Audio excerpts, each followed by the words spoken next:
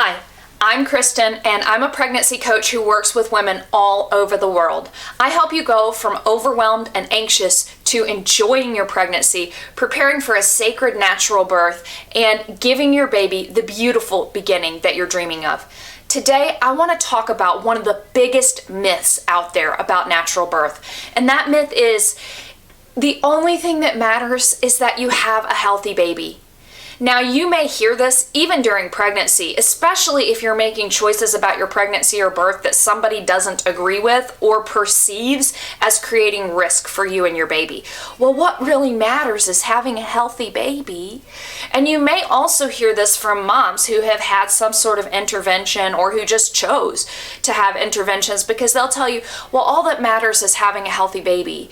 But the truth is that most women who end up with an experience that isn't what they wanted feel some level of trauma or disappointment or difficulty because of that experience. And even if they don't, even if they're totally okay with it, it doesn't negate the fact that other women do. And it doesn't negate the fact that saying the only thing that matters is a healthy baby isn't actually the only thing that matters. In fact, what we know is that women have always held power over birth. Now, I love history. I'm a historian myself. I've done papers on the history of childbirth, so I could digress into this quite a bit. But what I want to say is that we know that according to historians and research, women were the ones who were in control of birth up until birth moved to the hospital. So even after women began to invite, say, male attendants like doctors into the birthing room because they were legitimately concerned about safety things, or they thought maybe the drugs might make it easier or whatever, even at that point, women still were in control of their experience, who they invited, who could be there, and even what happened in their birthing rooms. Once it moved to the hospital, things not only swung the other way, they went totally the other way, because what started happening was women were knocked out and their babies were dragged out of them with forceps. As you can imagine, in the 20th century when that occurred, women quickly began to give some pushback. There was a backlash against that because women didn't like that experience. They didn't like being cut open and having their babies dragged out of them with forceps. And so hospitals begrudgingly started to acquiesce to some demands, like having dads in the delivery room or having a more natural experience or not unnecessarily cutting women and pulling babies out with forceps. But we're still in a place where a woman's autonomy and ability to make decisions during birth are not honored. We're at a place where what matters the most is hospital policies and procedures and insurance companies. And even if you're working with a midwife, you'll see that this is what matters most sometimes. She's got to talk to the insurance company. She's got to meet her licensing requirements and this and that and the other. And we won't get political right now. But I want you to realize the reality behind all of those things. And it's really easy to try and erase all of that and cover it all up by saying, well, you got a healthy baby, right? But sometimes you end up with a healthy baby, but a mom who's had a really difficult experience, and even a baby who had a really difficult experience. The truth is that birth physiologically is designed to be an empowering experience for you and a powerfully bonding experience for you and your baby. And wanting to have that autonomy that women for millennia enjoyed, and wanting to have that experience that nature or God has designed for you and your baby to be able to start off on an ecstatic foot is not a bad thing. It's not a selfish thing.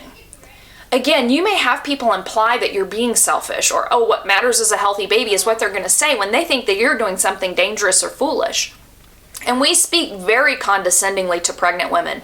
We look at them and act like they're crazy when they want to question something. For example, continuous fetal monitoring. There was another study that just came out showing that continuous fetal monitoring does not improve outcomes for mothers and babies. Yet it's still done. Why? Insurance liability, but we won't digress again. But if you question that, the implication made to you will be that you're somehow a rebel or a troublemaker or bothersome.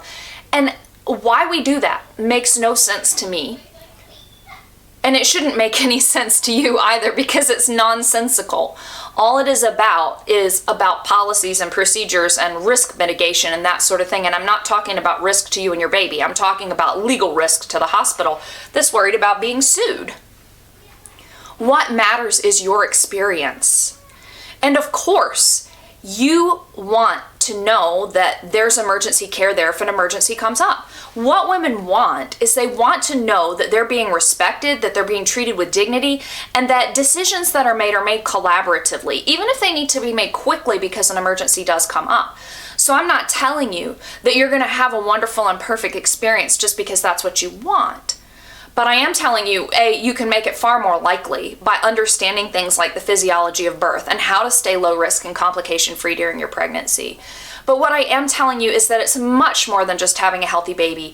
And the fact that nature or God has primed this experience to be an ecstatic bonding experience for mother and baby means that there are benefits to that. And if we just railroad over that, steamroll that with modern birth procedures that are made much more likely to make the insurance company happy than the mom, well, what are we missing on a societal level? Yes, birth today is safer than it was in the past, but the truth is, like I said, I'm a historian. I love studying birth and childbirth. The question about is home birth safe was settled in the middle of the 20th century when it was shown that hospitals and homes could both have great birth outcomes.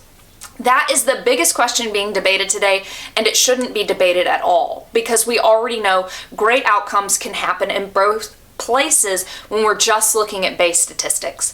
But when we're also looking at mother's well-being, autonomy, confidence, the experience, and the bond with her baby, things look very different in one place or the other. And I'm not saying that you necessarily need to say choose a home birth.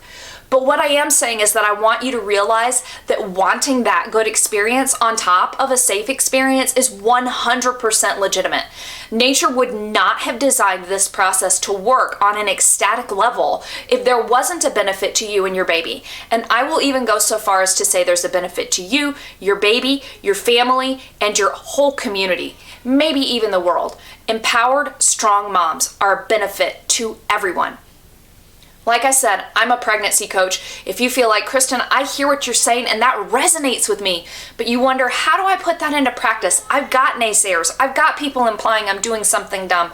I'm just not sure how to step into my confidence, how to talk with my care provider about this, how to make it happen in the hospital. How do I even stay low risk so that this can happen for me? That's why I am there for you. I'm literally there for you. We're chatting on Zoom constantly. You get that supportive continuity of care throughout your pregnancy. I'm in your back pocket. You can text me anytime, voice text, regular text, before an appointment, after an appointment, just because you've got a question that comes up. I am there for you. I would love to talk with you about what this looks like, staying low risk, having the support that you need to have that beautiful beginning for your baby. Head over to birthbabylife.com/beautiful and let's plan to talk this week.